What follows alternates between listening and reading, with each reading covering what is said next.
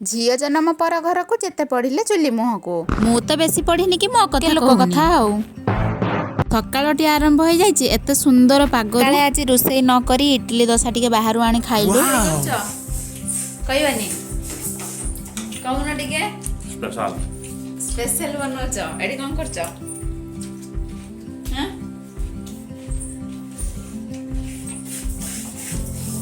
ଡାଲି ବନଉଛ ତ ସ୍ପେଶାଲ ବନାଉଛି ଖାଇବାକୁ ଦିଅ ସମସ୍ତଙ୍କୁ ଖାଇଦବ।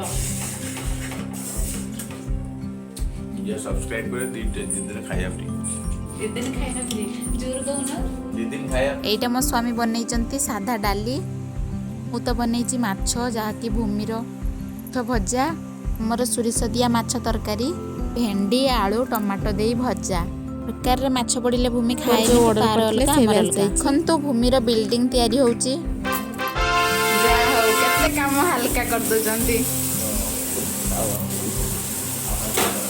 ତାପରେ ସମସ୍ତେ ବସିଗଲୁ ଖାଇବା ପାଇଁ। ମୁଁ ଚାଲିଲି ମୋର କାମକୁ। କିନ୍ତୁ ଗୋଟିଏ କଥା ମାଜିଲେ ବଢ଼େ କିନ୍ତୁ ବାସନ ମାଜିଲେ ପୁରା ସଫା ହେଇଯାଏ। ବାସନକୁ ଯେମିତି ମାଜି ଧୋଇ ସଫା କରିହେଉଛି ସେମିତି କିଛି କଥା କହିବା ଦ୍ୱାରା ଅନ୍ୟ ଲୋକମାନଙ୍କ ଭାବନା ଭୁଲ ଥିଲା ବେଳେ ଯଦି ଠିକ୍ କରି ହୁଅନ୍ତା। କଥା ମାଜିଲେ ଯେଉଁ ବଢ଼େ ନ ହେଇକି ପରସ୍ପର ଭିତରେ ଆନ୍ତରିକତା ବଢ଼େ। ଏମିତି କିଛି ହେଉଛି ମୋର ଅଜବ ଭାବନା। ଯାହାକୁ କି ବାସନ ମାଜୁ ମାଜୁ ମୋ ମନକୁ ଆସିଗଲା। ଥିବା ପରେ ସବୁ ବାସନକୁସନ ଏମିତି ଭଲ ଭାବରେ ମାଜିକି ସଫା କରି ଧୋଇଦେଲି। ଏଇ ଦେଖୁନ କାହା ଘର ଝିଅ କୋଉଠି କାମ କରୁଛି। କୁହନ୍ତି ଝିଅ ଜନ୍ମ ପର ଘରକୁ, କି ନା ବାହାଘର ପରେ ପର ଘରକୁ ହିଁ ନିଜର କାମକୁ ହିଁ ନିଜ କାମ ବୋଲି ମାନି ନଉ। ଏମିତି ନିଜର ଭାବୁ ସାଇତି ସମ୍ଭାଳି ସଜାଡ଼ି ରଖୁ। ଘରର ଦାୟିତ୍ୱ ନେଇ ପରିଷ୍କାର ପରିଚ୍ଛନ୍ନ ଆଉ ସଫାସୁତୁରା ମଧ୍ୟ କରୁ।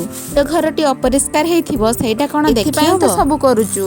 ଜାଣିପାରୁଥିବେ ତ କୋଉଠି ଜନ୍ମ ହେଇଥିଲେ ଆଉ କୋଉଠି ଆସି ଏତେ ସାରା ଦାୟିତ୍ୱ ନେଇଛି। ମୋ କଥା କହୁନି, ଏଇଟା ତ ସବୁ ଝିଅମାନଙ୍କ କଥା କହୁଛି। ଭଲ ମନ୍ଦ ସୁଖ ଦୁଃଖରେ ବି ପର ଘର ହେଉଛି ନିଜ ଘର। କୋଉଠି ଜନ୍ମ କୋଉଠି ମୃତ୍ୟୁ, ଏଇଟା ପରା ସଂସାରର ନିୟମ।